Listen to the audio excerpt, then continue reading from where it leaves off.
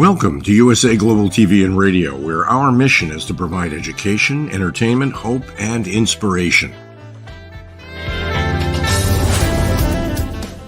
USA Global TV and Radio connects you with experts and audiences all around the world every single day to help you succeed in business and to live a richer life. Visit us at usaglobaltv.com to learn about career and life-changing training and mentoring programs like the Listening Mentor. Subscribe to our newsletter to stay informed about our special programs and offers. Discover how you can become a guest on one of our shows or a host or producer of a USA Global TV and Radio show of your very own. That's USA Global TV and Radio, where the doctor is always in.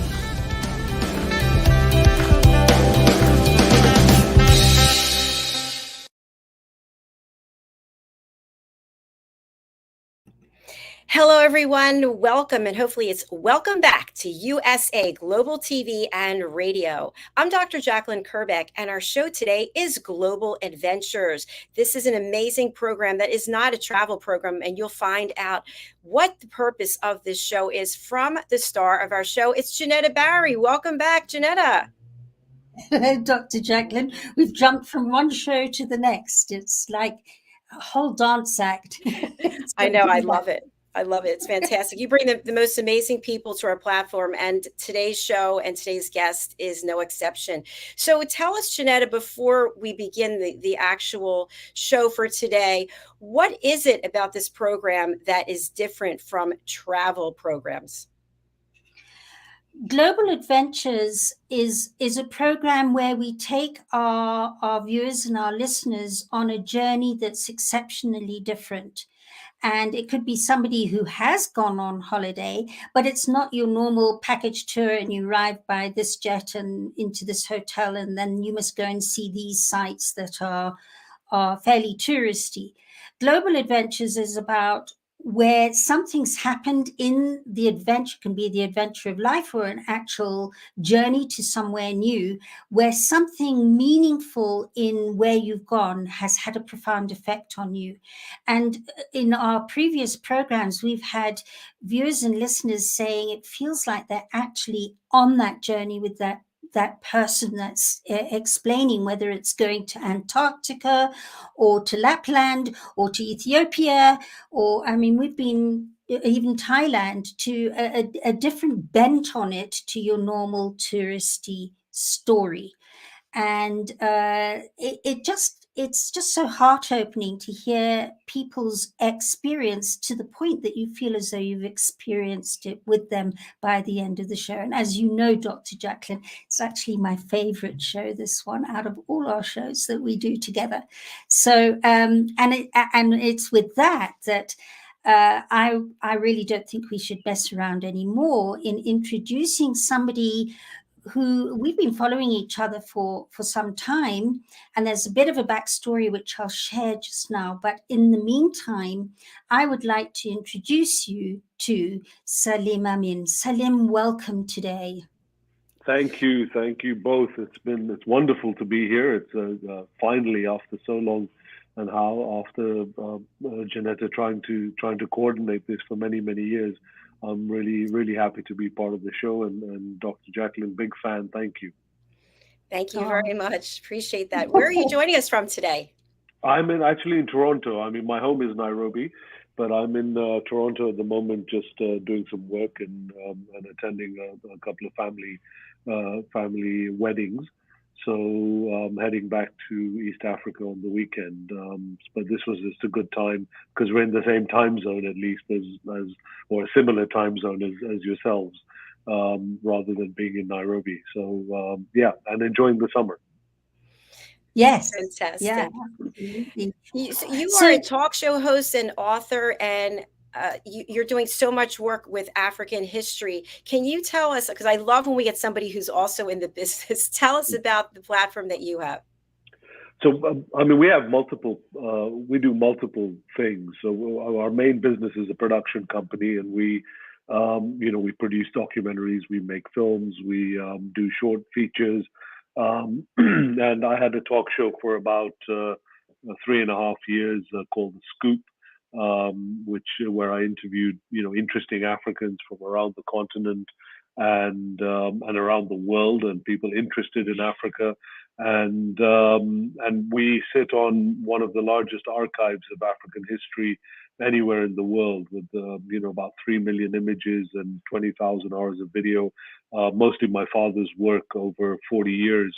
And it's a comprehensive look at post-independent Africa from the 1950s all the way through to present time. So we utilize that to hopefully for educational purposes, to give young people a bit of insight and background into the history of the continent. Thank you so much. I appreciate all the experience you bring. Sorry, Jen. It's with that, no, I interrupted you, but it's with that I'm really inspired to be able to share what we're sharing today. It, for me, touches my heart with World Jenny's Day. And I would love to start off, first of all, with a little bit of intro on Salim and his father, Mo Amin, who I knew as a child. I met him as a child. So let's go over to that video.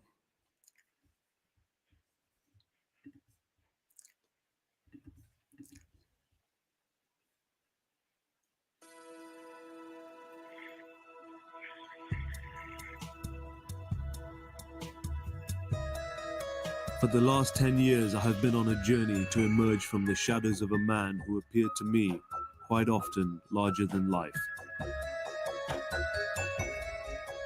Looking back now, I can see that it was all necessary. For me, him, and the work he dedicated his life to.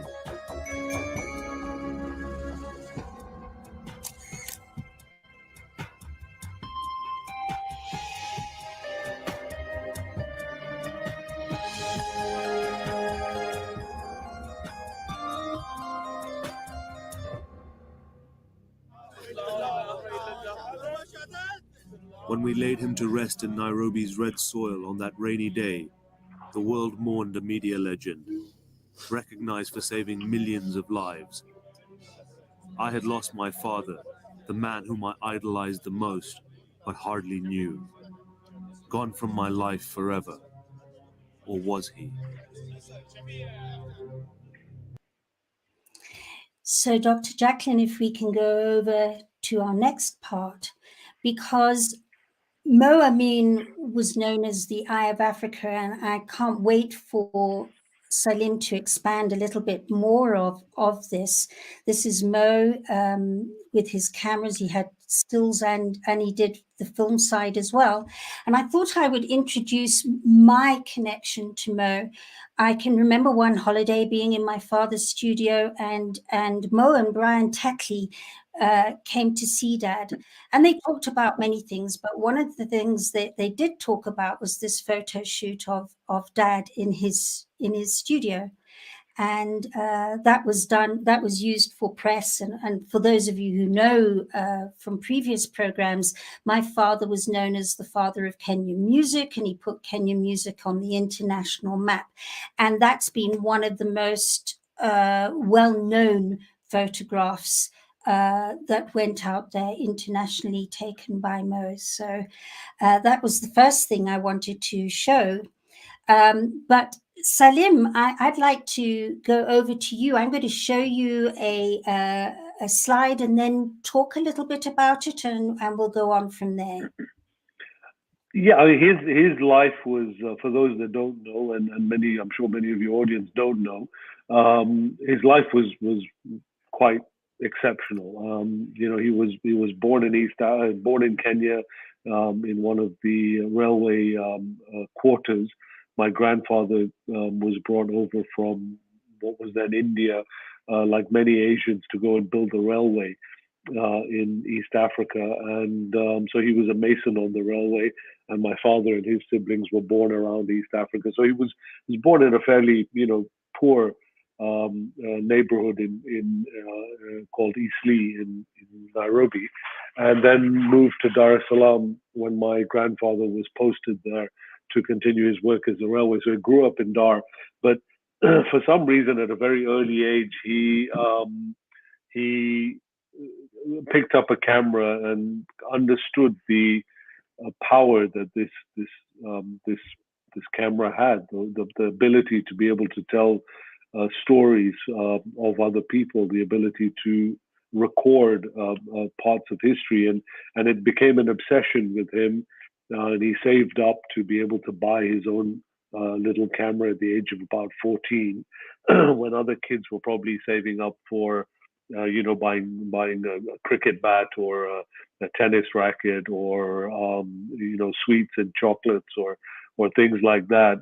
He saved up to buy a camera and dropped out of school at the age of 17, 18, because realized that being in school was not going to help him to become a better photographer, and set up his own studio, his little studio in Dar es Salaam.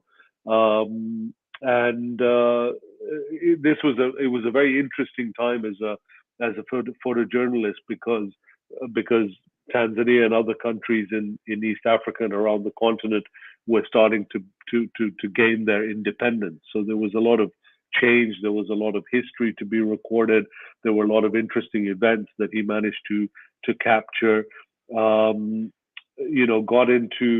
Got into trouble at a very early age. At the age of 22, he went over to Zanzibar from Dar es Salaam, a short ride across the sea to the island of Zanzibar, and was supposed to be filming a land redistribution ceremony,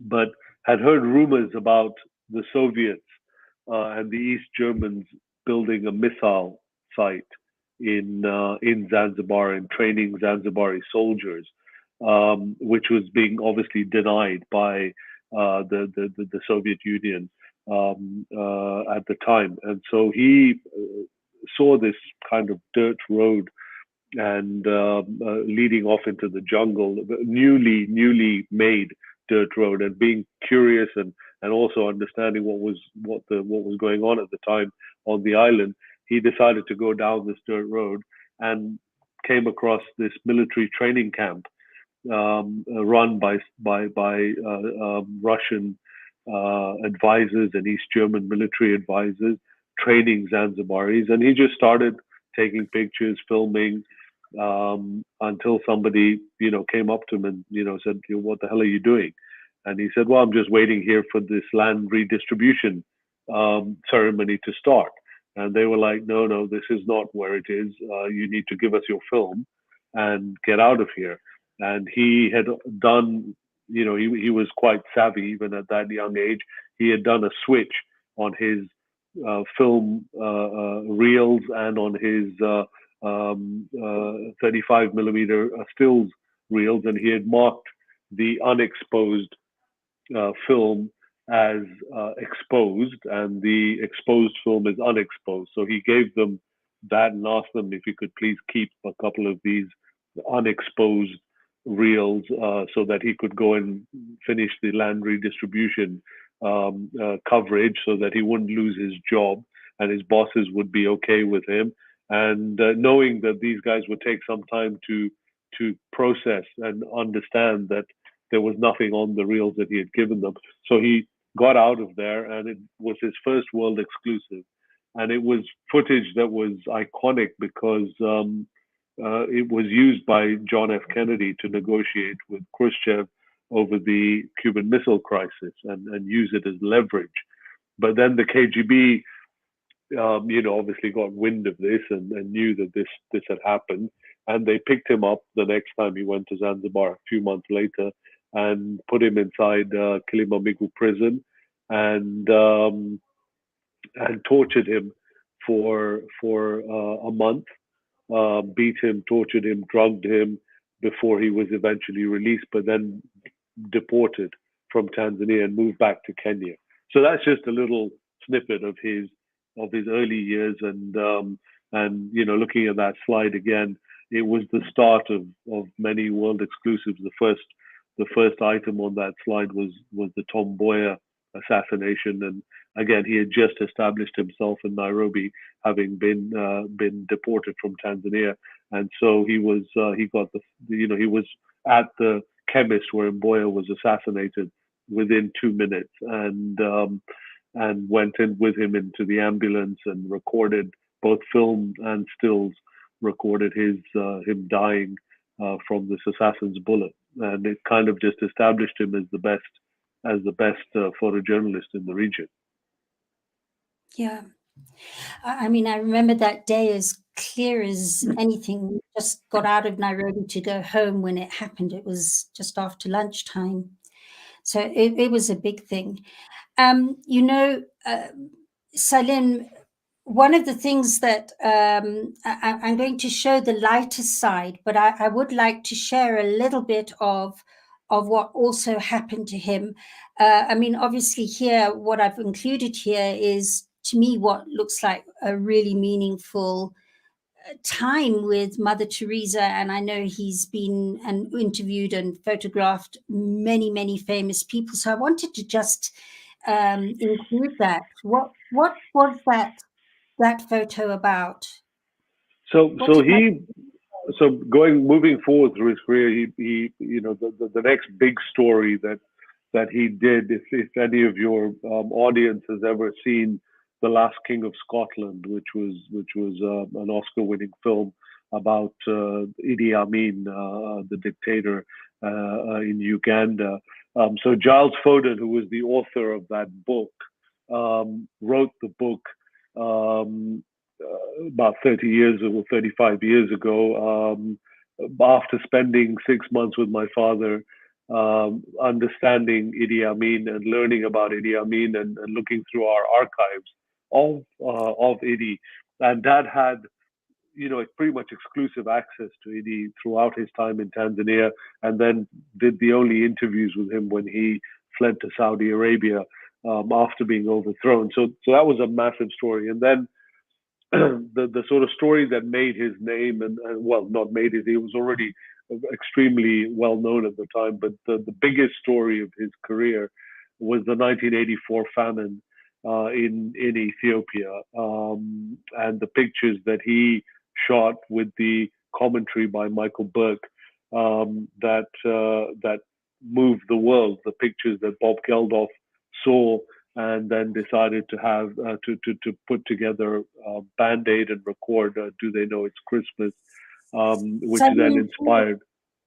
Salim, if we can bring up because I was going to bring this in a little bit later, but let's bring it up so there's some backing up there. Sure. So because the picture with Mother Teresa was because of this story. I mean, that's amazing. Now that's with Michael Burke, isn't it? BBC. Yes, the BBC correspondent at the time, the BBC Africa correspondent. And this is on the plains of Korom in northern Ethiopia. And all those people are dying from lack of water and food around. Yeah, so this famine affected probably 5 or 6 million people. Were on the brink of starvation. At this camp at this time, there were probably 150 to 200 people dying every day. And there were maybe 150,000 people in this area. It wasn't really even a camp. It was just an open field that people had sort of congregated in, hoping to find food. There was maybe food for 50 people in there, and so the rest of them were going to die no matter what happened with these pictures and when the aid came. Pretty much all of these people passed away because of the famine, because it still took a lot of time for the aid to come in after the story broke. But they, at this time, the history behind this famine is that there was a 10-year civil war happening with rebels from the north, from this area, from northern Ethiopia, trying to overthrow the head of Ethiopia at the time, Prime Minister Haile Mariam Mengistu, and he was using food as a weapon to starve out the rebel armies in this area.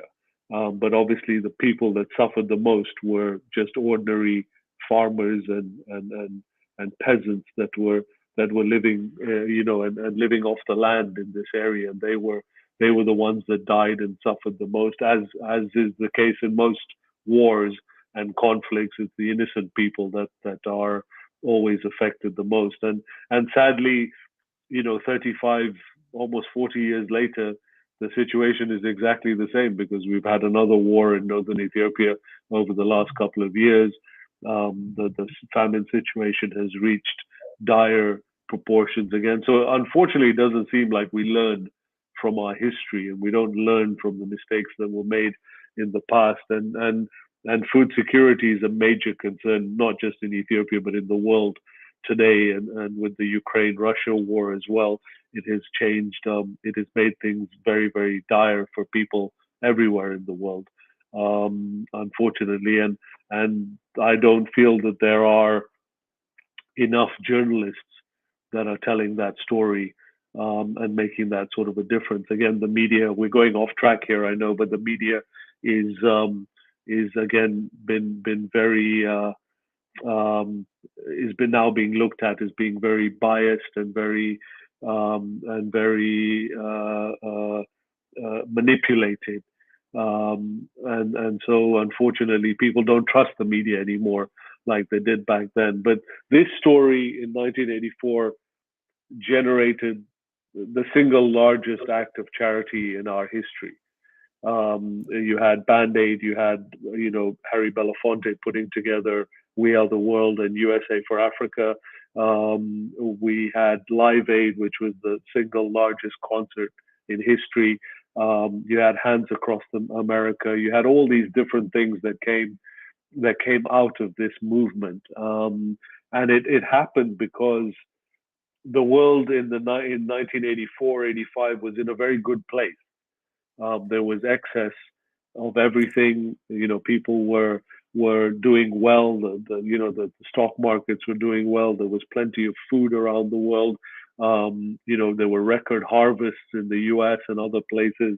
And I think when people saw these images, they couldn't put together that in the tail end of the 20th century, people were living like this, and people were going through this kind of suffering, and with such dignity. The Ethiopians had such enormous dignity with how they died, that I think it just moved entire generations.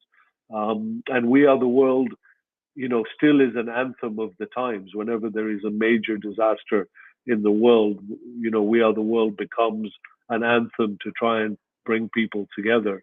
And the 40th anniversary of this song is coming up in 2025, and there will be a large commemoration to look back at 40 years of USA for Africa, and the kind of work they continue to do in Africa.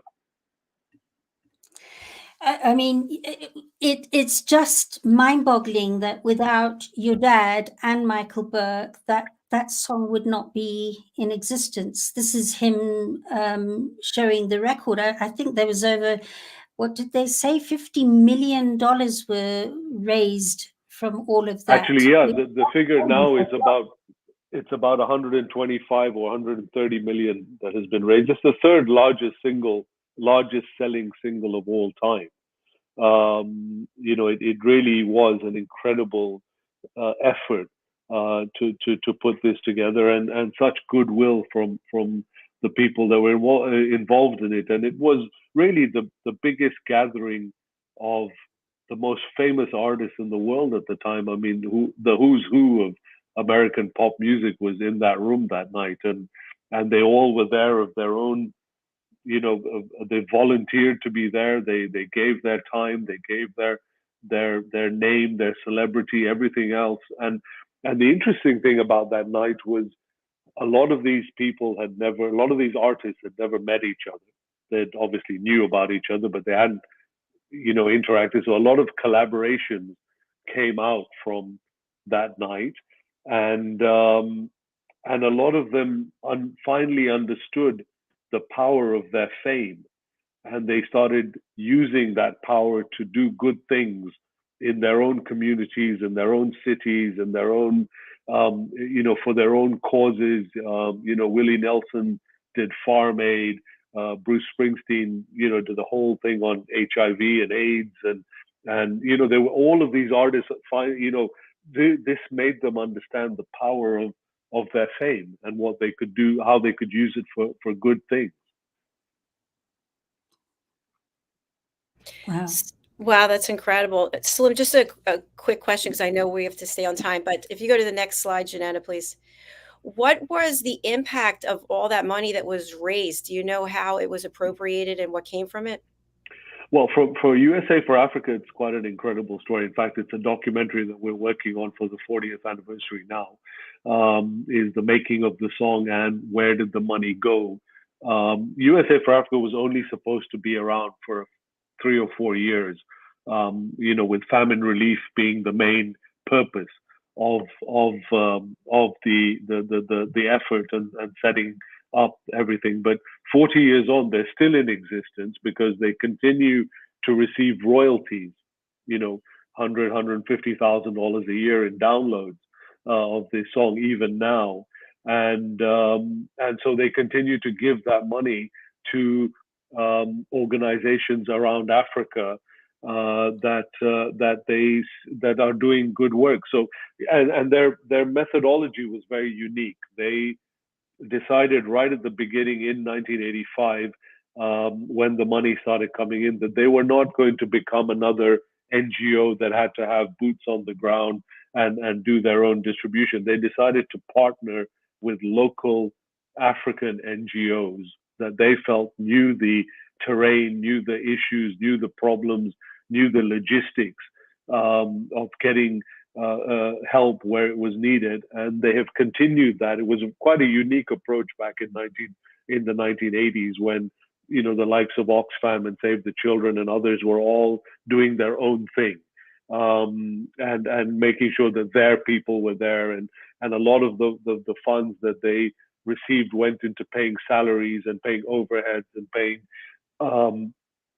paying their maintenance and upkeep costs rather than going to the people that needed the help. And unfortunately, that's still the case in many large organizations. But with USA for Africa, every cent that they collected from the sale of the song has gone into some sort of relief effort, or in supporting a community radio station in Senegal, or an LGBT theater in Uganda, or an orphanage in Ethiopia. And the executive director, an amazing woman called Marcia Thomas, has been crisscrossing the continent for the last 30 years, looking and finding these types of projects that they can continue to help and give money to.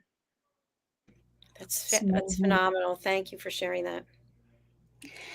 I wanted to show this one as well, because this is where you were mentioning about US president. Yeah, so I mean, this was, again, because a number of presidents saw that footage and were very moved by it.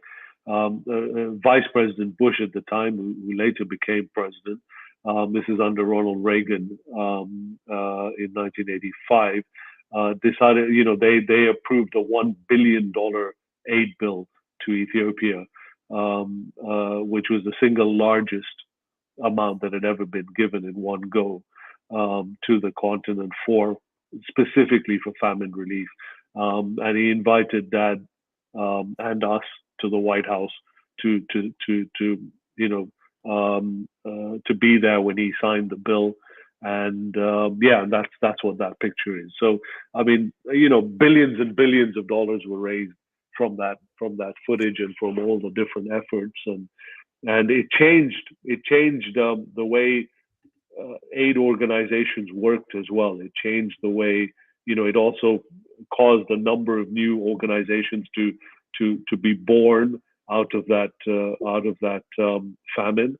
And but it also changed how they operated, because it hopefully set the template for what was wrong with the way aid worked, and how we could improve it going forward. Wow. Jeanette, I just want to jump in. We have a number of comments, and I thank our fans for posting them. We have to stay on time, so thank you. I just want to acknowledge that we see that you're here and commenting. Excellent.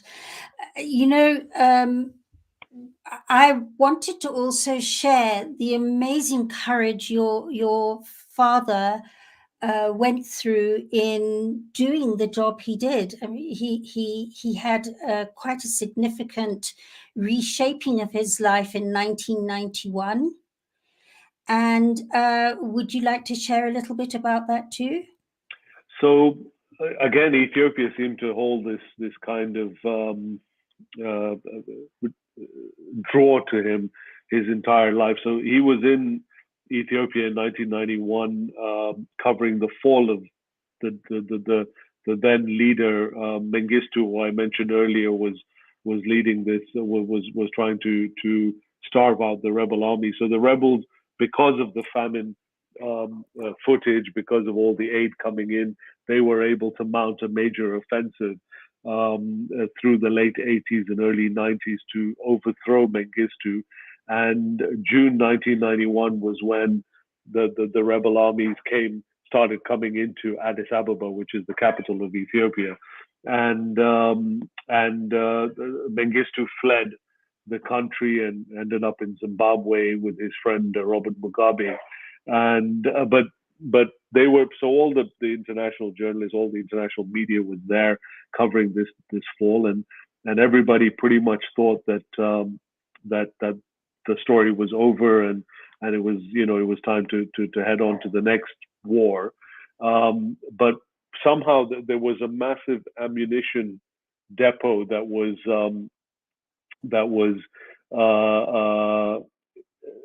hidden amongst one of the biggest slums in shanty towns in Addis Ababa.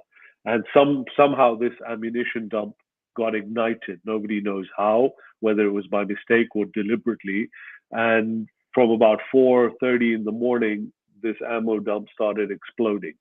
And Dad and his team were staying in a hotel not far away, and they heard the explosions, obviously. So they filmed from the balconies in the hotel. But at about 6:30 in the morning, when there was enough light, things seemed to have calmed down. There were no more explosions, so they decided to go to the site to film the aftermath of the explosion and see what the casualties were, what had happened. And they were the only people that had a vehicle, because everybody else's drivers never showed up. But Dad, because of his knowledge of Ethiopia, had hired a car and was able to drive around. So he went with his team to the site of the ammo dump, and Michael Burke was with him. And what they didn't know is that there was an underground dump that was even larger than the overground one, and it took time for the heat to reach this underground dump and ignite it. And it went off just as he was picking up his camera to start filming, and they were on foot, and this dump, it just exploded again. A huge explosion, and his sound engineer, John Mathai, was standing next to him. John was blown back by the force of the explosion, and broke his neck on one of the drainage ditches there and died instantly. And Dad's left arm was blown off by a rocket-propelled grenade, and he was barely survived, and but managed to get back to Nairobi. They had to amputate his arm just at the elbow. But then NASA and an amazing laboratory in Youngstown, Ohio, designed and built him a myoelectric arm that was built to operate a camera lens. So within sort of 3 months, he was back to work with this bionic arm now, that allowed him to shoot again. And that was the story of that. Oh my gosh. Speechless. Exceptional what he carried on doing. And we've only got a few minutes left, but I know people are possibly wondering what happened to Dad that ended this war. So I thought I'd just show the Ethiopian Airlines flight 961 in 1996. If you could encapsulate what happened there. So again, Ethiopia once again. Ironically, we published the In-Flight magazine. He started the In-Flight magazine for Ethiopian Airlines about 20 years prior to 1996, and started publishing that In-Flight magazine. So him and his colleague Brian Tetley had gone to Addis for a meeting with the airline about the magazine, and it was just a 24-hour trip. So they were coming back the next day, and the flight that he was on, this 961, was hijacked by hijackers that wanted to fly to Australia. They wanted the captain to take them to Australia, and of course there wasn't enough fuel, and the captain tried to explain to them that this flight was only destined from Addis to Nairobi, so they weren't carrying enough fuel to go to Australia. But if they could land in Nairobi, they could fill up, and he would be happy to take them to Australia. But unfortunately, they were amateurs. So they didn't. They looked in the In-Flight magazine, and they looked at the range of the aircraft, and said, well, it says here this aircraft can fly 3,000 miles or whatever it is. So you're lying to us, and we just keep going to Australia. We're not going to land anywhere. And they eventually ran out of fuel near the islands of the Comores, just off the coast of East Africa. And they ran out of fuel, and the pilot attempted to do a water landing. It's never been attempted before in a plane this size. But unfortunately, because of having no fuel, no controls, no engines on, it broke up as you can see there that the wingtip hit the water just before he got in, so the plane cartwheeled and split, and unfortunately, of the 150 odd passengers, 127 passed away. I think there were about 30 or 40 survivors, but Dad wasn't amongst them, unfortunately, because he happened to be standing in the cockpit trying to get the hijackers off the pilot, so that he could try and do this landing. So he was standing up, and unfortunately broke his neck as the impact, as the plane hit the water. So a very dramatic life that came to an end in a very dramatic way as well, at the age of 52.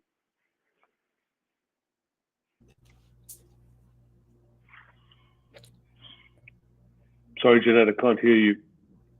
Oh, I'd muted because I have a barking dog here, and yet he saved so many lives with his journalism. At the same time, that what he packed into those 52 years was enormous, really.